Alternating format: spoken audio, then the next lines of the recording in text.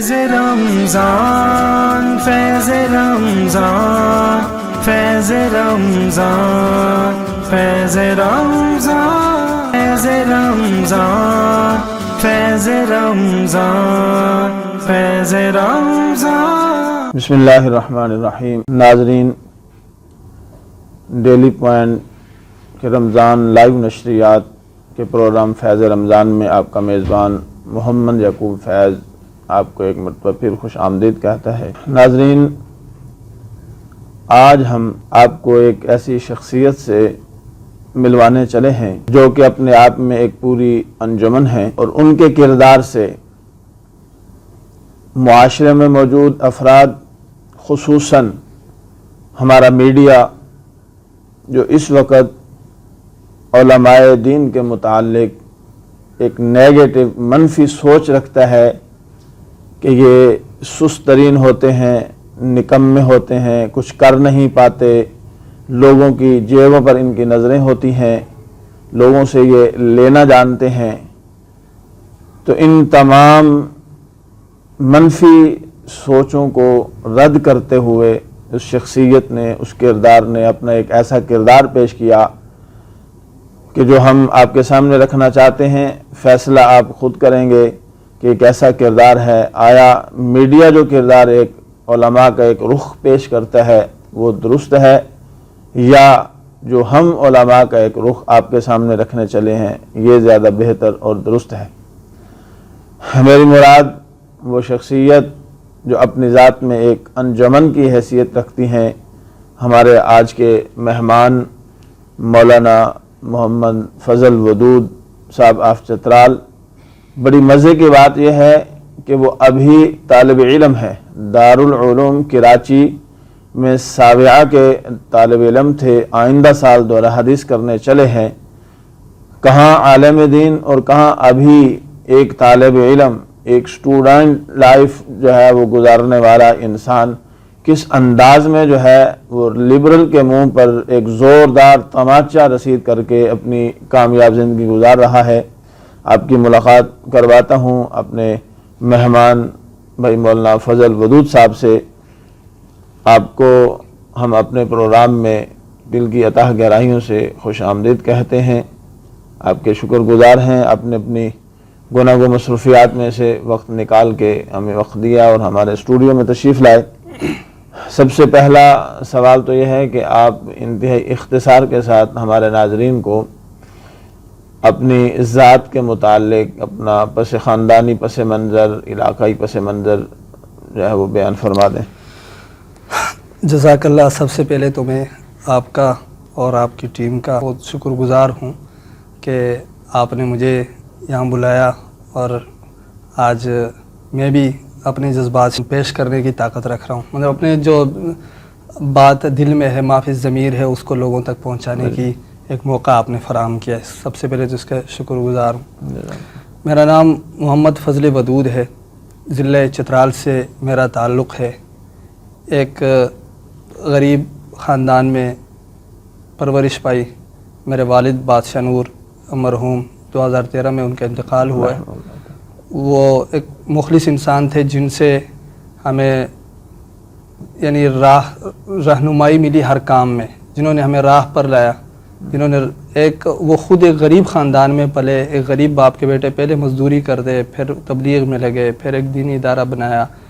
وہ دنیاوی جس طرف وہ کامیابی کی طرف جا رہا تھا دنیا میں، اس نے وہ راستہ چھوڑا اور ایک دین کا راستہ اپنایا، اور دینی محنت میں انہوں نے اپنی انرجی صرف کی اور ہمارے لیے ایک راستہ بنایا. چترال کی پاسماندگی کے حوالے سے میں جتنا بھی بتاؤں اس کی تو شاید وہ کم ہوگی، کیونکہ سب احباب دیکھ رہے ہیں، گوگل سے بھی آپ دیکھ سکتے ہیں، یوٹیوب سے بھی، کہ چترال ایک پسماندہ ترین ضلع ہے. لیکن اس کے باوجود چترال کے لوگ اور چترال کے جو عوام ہے انہوں نے جو پیش کیا ہے پاکستان کے لیے وہ بھی کسی سے چھپا نہیں ہے. جگہ چھپا نہیں ہے. یعنی آپ کو ایک قسم کا یہ جذبہ، یہ کام کرنے کا، خدمت خلق کا کہ ایک وراثت میں ملا ہے اپنے والد صاحب کی. ہوتا ہے کہ خاص ٹرننگ پوائنٹ ہوتا ہے کہ طالب علمی کے دور میں آپ نے جو ہے ایک اعلیٰ قسم کا جو ہے وہ کام یہ کرنا مطلب شروع کیا سب سے اس میں؟ پہلے ایک بندہ کام کرتا ہے تو یہ حوصلہ افزائی پر ہوتا ہے. میرے والد صاحب علاقے میں خدمت کرتے رہے ہیں، مطلب عام کوئی منظم طریقے سے نہیں، لیکن جو بھی بندہ جو بھی مسئلہ لے کر آیا اس مسئلے کو حل کرنے کی اپنی بساط کے مطابق میرے والد صاحب نے کوشش کی، اور ہم دیکھتے رہے ہیں. جب میں تقریباً 8ویں میں تھا یا 7ویں میں، اس وقت بے نظیر انکم سپورٹس کے تحت کوئی کام ہمارے علاقے میں، اس طرح لوگوں کے عوام میں ایک بات پھیل گئی کہ ایک نمبر ہے اور وہ نمبر لے کے جانا ہے اور اس سے اور پیسے ملتے ہیں، اور ایک زمانے میں کسی کو پرچی ملی تھی. تو جب وہ بات پھیلی تو لوگ پریشان تھے عوام کے، یہ کیسے کیا جاتا ہے، کس کو لے کر جانا ہے، کہاں جانا ہے. تو تب میں نے کہا کہ میں یہ کام کرتا ہوں، چترال میں دفتر جاتا ہوں. تو میرے والد صاحب بہت زیادہ خوش ہوئے اور انہوں نے میری حوصلہ افزائی کی کہ آپ جائیں، کیونکہ چترال شہر ہم سے تقریباً 70 کلومیٹر دور ہے. تو میں نے سب سے پہلے جو اپنی زندگی کا جو کام رفاہی تو سماجی طور پر کیا وہ کیا تھا کہ میں علاقے میں گیا اور لوگوں سے ان کے گھروں سے وہ نمبر اٹھائے اور وہاں جا کر اپنے اخراجات پر کرایہ لگا کر اس دفتر میں جا کر وہ کام کیے لوگوں کے لیے، ان کے لیے وہ فارم نکالے، وہ لا کے پہنچائے. اس وقت اس فارم پہ کچھ نمبر ہوتا تھا، پتہ چلتا تھا کہ کس کے پیسے ہیں اور کس کے نہیں ہیں. تو وہ کام میں نے سب سے پہلے کیا تھا اور وہاں سے یہ جذبہ پیدا ہوا. پھر درمیان میں ایک وقفہ رہا، جو ایک عملی ایک بڑا کام کیا وہ درجہ ثالثہ رابعہ کا سال تھا. جامعہ فریدیہ میں پڑھ رہا تھا. برما میں جو ظلم ہوا تب برما کے لیے بیت السلام والے چندہ کر رہے تھے، سب کر رہے تھے. تو جامعہ فریدیہ کے قوانین بڑے سخت تھے، وہاں پر آپ کو قوانین سے ادھر ادھر آپ نہیں نکل سکتے تھے. تو میں نے کہا کہ میں جامعہ برما کے لیے چندہ کرتا ہوں. تو مجھے کلاس میں بھی دوستوں نے کہا کہ آپ جو کام کر رہے ہیں یہ ایک غیر تعلیمی سرگرمی ہے اور بڑا خطرہ ہے کہ آپ کا اخراج ہو جائے. اور میں نے کہا نہیں، میں تو کروں گا.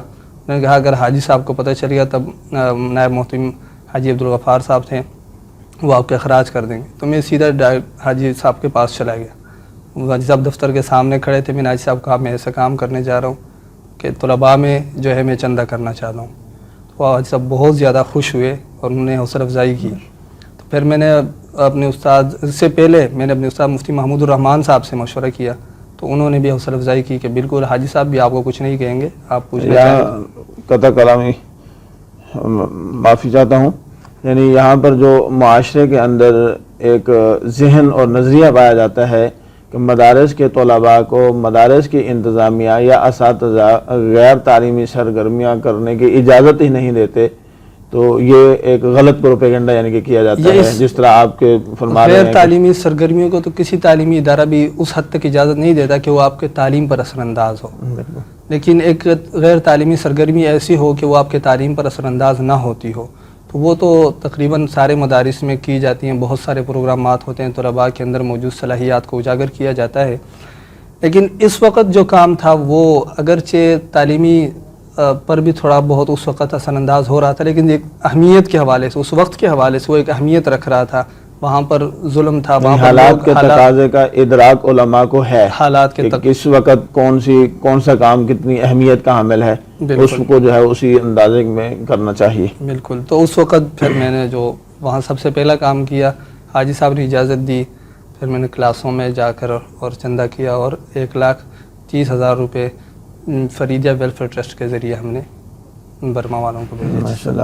یہ اور ایک کامیاب یعنی کہ جو ایک ہمارے معاشرے میں پروپیگنڈا کیا جاتا ہے کہ مدارس میں جو ہے وہ طلباء جو ہے بس وہ لینا جانتے ہیں یا معاشرے پر جو ہے وہ بوجھ ہیں، ہم ان کو جو ہے وہ قومی ادارے میں لانا چاہتے ہیں.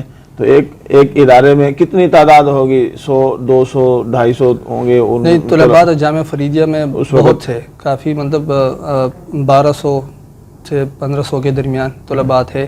لیکن مدرسے کے جو اپنے احوال، جامعہ فریدیہ کے جو اپنے مالی حالات ہیں وہ بھی کافی مطلب کمزور.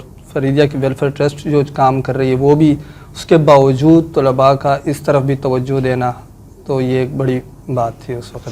یعنی در حقیقت یہ ایک قوم کا ایک درد جو دینی تعلیم کی برکت سے اندر پیدا ہوتا ہے، کیونکہ اسلامی تعلیمات ہی در حقیقت ہماری جو ہے وہ رہنمائی کرنے والی ہیں. ان اسلامی تعلیمات کی وجہ سے اندر ایک درد پیدا ہوتا ہے، اس کو ایک عملی جامہ پہنانے کے لیے آپ نے بارش کا پہلا قطرہ بنے اور قدم جو ہے وہ اٹھایا.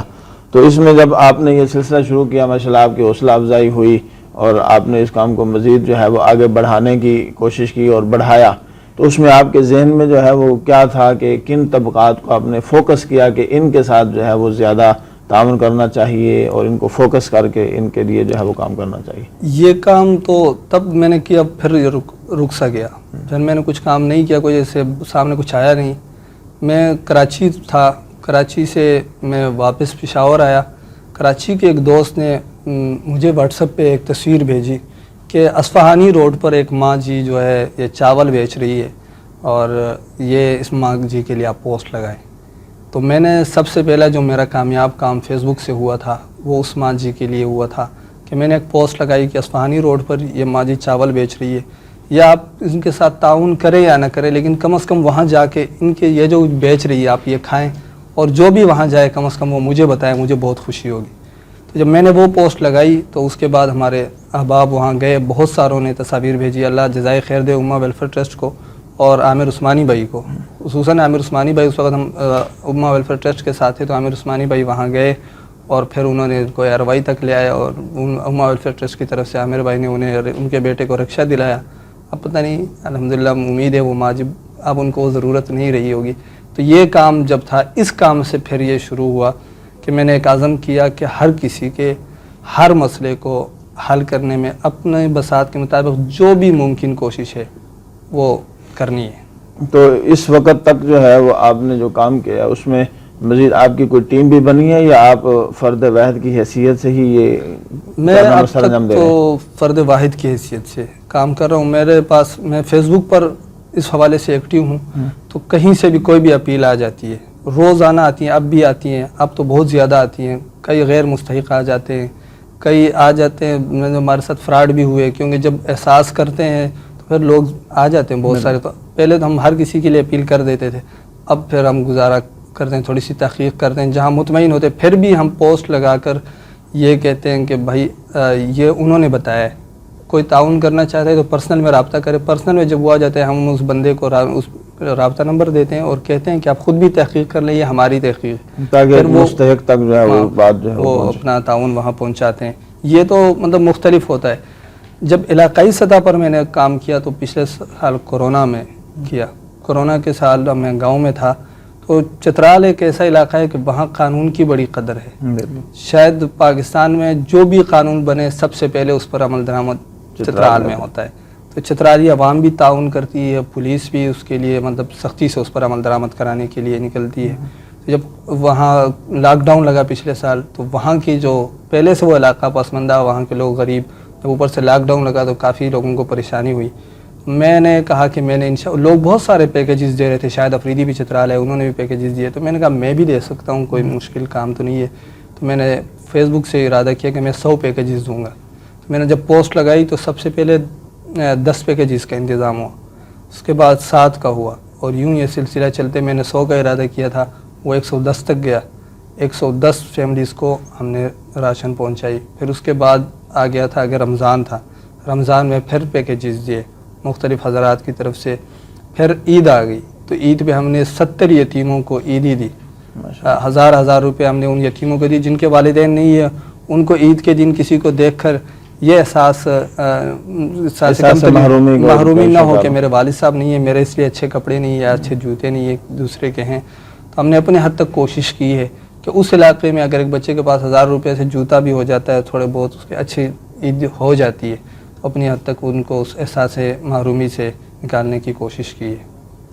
تو اس کے لیے آپ کے سورس آف انکم جو ہے وہ کیا ہے؟ صاحب ذرا 70 لوگوں کو 1000 پر ہیڈ 1000 روپے، 70,000 روپے ایک اچھی خاصی اماؤنٹ، خصوصاً چترال جیسے علاقے کے اندر جو ہے وہ یہ جتنا بھی کیا ہے اب تک یہاں تک کافی کام ہوئے.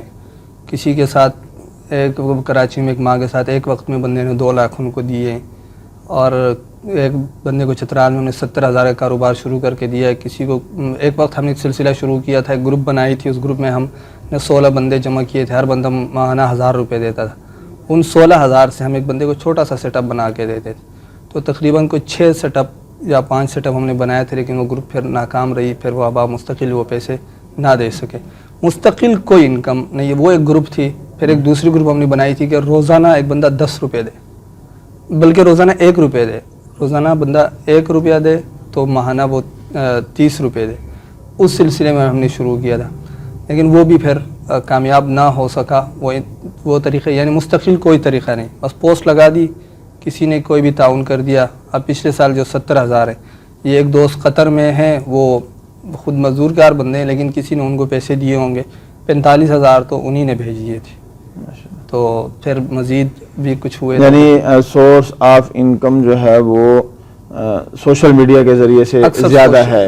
سوشل میڈیا ہے اکثر نہیں، بلکہ میں یہ کہوں گا کہ ٹوٹلی سوشل میڈیا. میں نے اب تک اپنے اس کام کے لیے باہر کسی سے ملاقات کر کے کسی سے کوئی مطالبہ نہیں کیا کہ انسانیت کی ہمدردی کے تحت میں وہاں یہ کام کر رہا ہوں، آپ مجھے کچھ پیسے دیں. بس سوشل میڈیا ہی کو ذریعہ بنایا ہے. البتہ کراچی میں ہمارے مفتی ولی اللہ چترالی صاحب ہیں، اور چترال میں ہمارے ایک دوست ہیں انعام حنیف میمن صاحب، ان سے کبھی واٹس ایپ پہ خصوصی پھر اس حوالے سے بات ہوئی ہے.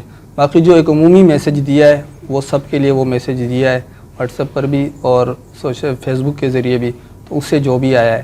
پھر بعض اوقات اللہ تعالیٰ نے کچھ ایسے لوگوں کو ذریعہ بنا دیا کہ وہ مستقل کام کرنے لگے.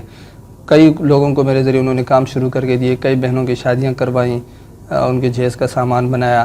اب حالیہ ان دنوں چترال میں 13 مدارس میں 10-10 ہزار روپے ان کے ذریعے دیے. گزشتہ سردیوں میں چترال میں 5 یا 6 مدارس میں گیزر لگا کے دیے.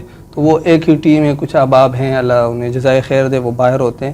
تو میں جو بھی پوسٹ لگاتا ہوں یا ان سے اسٹیٹس لگاتا ہوں تو وہ کام کر لیتے ہیں. تو یہ تو آپ کا ماشاءاللہ صاحب کا کارکردگی اور اس حوالے سے. تو ابھی آپ کا 1 سال تعلیم کا باقی ہے، پھر اس کے بعد اللہ تعالیٰ آپ کو مزید جو ہے وہ وقت دے گا. فراغت کے بعد پھر کوئی ذہن کے اندر کوئی ایسا آئیڈیا کہ مستقبل کے کیا منصوبہ جاتے ہیں کہ کس طرز پر، کس طریقے پر آپ اس کام کو آگے پھیلائیں گے، بڑھائیں گے، یا کیا سوچ و فکر رکھتے ہیں؟ ارادے تو بڑے ہیں، اور اقبال کا وہ شعر سہارا دیتا ہے کہ ارادے جن کے پختہ ہوں، نظر جن کی خدا پر ہو، تلا تم خیز موجوں سے وہ گھبرایا نہیں کرتے. تو ارادے ہم ہمیشہ بڑے ہی رکھتے ہیں. ابھی حالیہ کا ایک ارادہ بتاؤں گے. اس عید کے لیے ہم نے ایک پوسٹ لگائی ہوئی ہے، بلکہ اس رمضان سے پہلے جب میں نے پوسٹ لگائی تھی کہ میں نے 200 فیملیز میں راشن دینی، کوئی تصور نہیں تھا کہ کچھ ہو جائے گا. پھر 4-4 ہزار کے ہم نے 55 فیملیز میں ہم نے راشن دیے. اس کے بعد ایک بھائی نے زکوٰۃ کے پیسے دیے کہ یہ نقد دیں، وہ نقد کچھ فیملیز کو دیے. تو اس طرح ہم نے وہ 200 تو نہ پورا ہو سکے، لیکن ایک حد تک تو پورے ہو گئے. اب ہم نے عید کے لیے جو عزم کیا ہے کہ ہم نے اس دفعہ 100 یتیموں کو، پچھلے دفعہ 70 یتیموں کو 1000، اس دفعہ 100 یتیموں کو 1000 روپے دینے. جو ائمہ کرام ہیں ان کا معاشرے میں ایک اچھا کردار ہے، تو اسی طرح جو علماء کرام ہوتے ہیں وہ مقتدا ہیں معاشرے کے، تو ان کا اکرام ہونا چاہیے. ان کے لیے عید پر ایک سوٹ اور ایک رومال، تو 200 ائمہ کرام کے لیے یہ سوچا ہے کہ ان کو ایک سوٹ اور ایک رومال دیا جائے. اسی طرح کچھ ایسی بچیاں ہیں جو جن کے والدین نہیں ہیں یا ہیں بھی لیکن وہ غریب ہیں، ان کے لیے عید کے کپڑے نہیں خرید سکتے، تو 200 سوٹ ان کے لیے خریدیں گے. فی الحال اب تک عید میں رہ رہے ہیں 7-8 دن، ایک عزم ہی ہے. اب تک اس میں کچھ بھی نہیں ہو سکا، لیکن امید ہے کہ انشاءاللہ العزیز اس ارادے کو بھی وجود ملے گا. باقی جو آگے کا پلان ہے، سب سے پہلے تو میں جو کام اب کر رہا ہوں انسانیت سے ہمدردی کے نام سے کر رہا ہوں. کافی احباب نے اس نام میں رد و بدل کا کہا ہے. اس نام پر سوچ رہا ہوں کہ نام کچھ یونیک سا ہو، کوئی اچھا سا نام آئے گا، اس کے بعد اس کو رجسٹرڈ کر کے. میرا کام چونکہ پورے پاکستان سے ہوتا ہے. پاکستان کے کبھی بلوچستان سے اپیل آتی ہے، کبھی پنجاب کے کسی کونے سے آتی ہے، سندھ کے اندرون سندھ سے، کراچی سے، KPK کے کسی علاقے سے، وزیرستان سے، مختلف علاقوں سے اپیل آتی ہے. تو ہر علاقے کی سطح پر اپنا ایک دوست دیکھنا ہے، ان کو اپنے ساتھ ٹچ کرنا ہے کہ وہاں پر جو بھی کام ہو تو وہاں ان کے ذریعے وہ کام کی، وہاں کی اپیل کو ان کے ذریعے تحقیق کی جائے اور وہ کام کیا جائے، اور ایک رجسٹرڈ طور پر، قانونی طور پر ایک کام ہو. اور آگے انشاءاللہ فراغت کے بعد چترال کے اندر زیادہ کام ہو، کیونکہ چترال اس حوالے سے زیادہ پسماندہ ہے، اور مختلف جو NGOs ہیں ان کے اپنے مقاصد کے تحت وہ وہاں کام کرتے ہیں. تو ہم کہتے ہیں کہ ہم ان کے متبادل پیش کریں. اب ارادہ کیا ہے کہ چترال میں ایک بڑا ہسپتال بنایا جائے اور ایک سکول بنایا جائے. یہ اپنا پہلا عزم ہے انشاءاللہ فراغت کے بعد کہ ایک ہسپتال اور ایک سکول ایسا بنایا جائے جس سے عوام کے لیے سہولیات ہوں، ایک ٹرسٹ کے تحت ہوں. انشاءاللہ آپ کے ارادوں کو اللہ جل شانہ خزانہ غیب سے عملی جامہ پہنائیں گے. جس لگن، محنت، شوق، جذبے، ولولے کے ساتھ آپ لگے ہوئے ہیں، یقیناً اللہ کی مدد آپ کے ساتھ شامل حال ہے. ڈیلی پوائنٹ کی ٹیم انشاءاللہ آپ کے شانہ بشانہ ہوگی اور آپ کے ان نیک کاموں کے اندر جتنا ہو سکا بڑھ چڑھ کے انشاءاللہ آپ کے ساتھ ہوں گے. ناظرین، آپ نے دیکھا سنا کہ کس طرح ایک شخصیت ایک جمعیت کا کردار ادا کر رہی ہے. یقیناً ہمیں ان کا دست و بازو بننا چاہیے، اور خصوصاً وہ طلباء اور علماء جو ابھی تک واقعی سستی کا مظاہرہ کر رہے ہیں، ان کو مولانا فضل ودود صاحب کے کردار کو مشعل راہ بناتے ہوئے اس میدان عمل کے اندر جو ہے وہ قدم رکھنا چاہیے. معاشرے کو اس کی ازحد ضرورت ہے، اور ہمیں بھی ایسا کردار ادا کرنا چاہیے. جو میڈیا ایک غلط پروپیگنڈا جو ہے وہ کر رہا ہے، اس کے پروپیگنڈے کا توڑ جو ہے وہ کام ہے، کام کام اور کام.